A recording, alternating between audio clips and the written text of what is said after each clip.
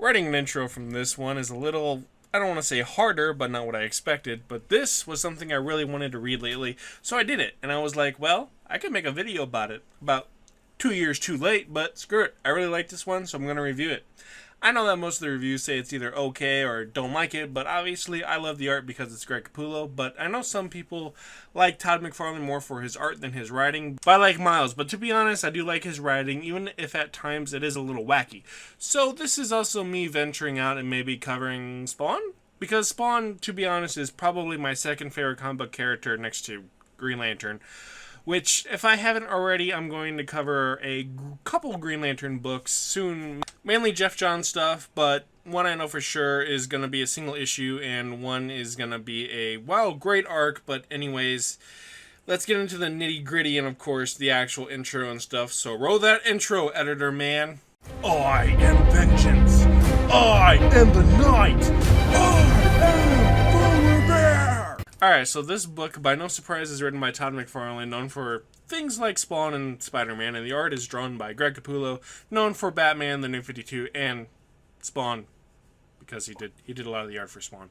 The book is inked by, I don't know, actually. Well, on Google it says Jonathan Glapion. That makes sense, now looking back, but, you know. This book does look amazing, and the new Talon, spoiler alert, looks pretty cool too. Also, I want to say this now, with how the art is drawn and how Batman acts, I throw this book into canon with Scott Snyder's run.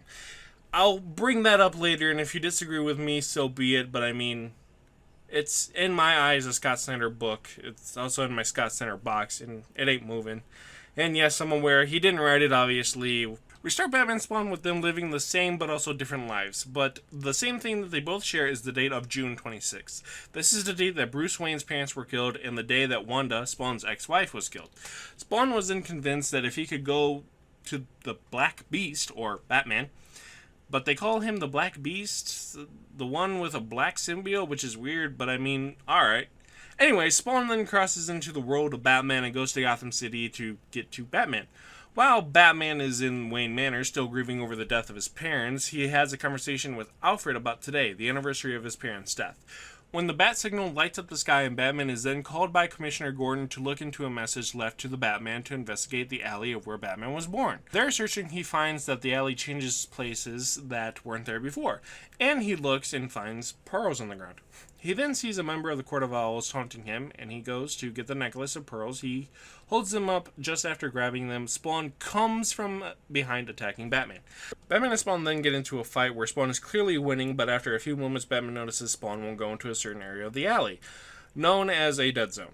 So Batman goes into that area, and then Batman and Spawn talk about what Spawn is doing in Gotham and how he wants Wanda's soul back from Batman.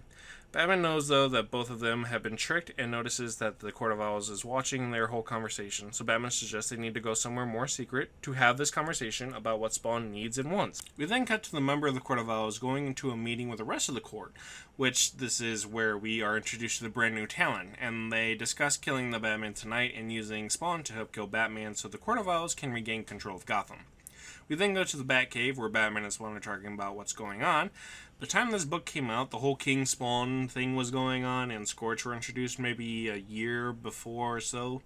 This was setting up towards Spawn 350, so yes, this is canon in the Spawn universe if you were curious, and since this is drawn by Greg Capullo and involves the Court of Owls, in my own opinion, it's in the Scott Snyder's canon universe, or at least Scott Snyder's universe of Batman, even though it's not written by him. You can agree or disagree with me, but it's kind of hard to say. It isn't in my opinion, but again, you know, it's my opinion. Anyways, Batman and Spawn discuss that there is a court in every universe. Batman has a Court of Owls, where Spawn has a Court of Priests.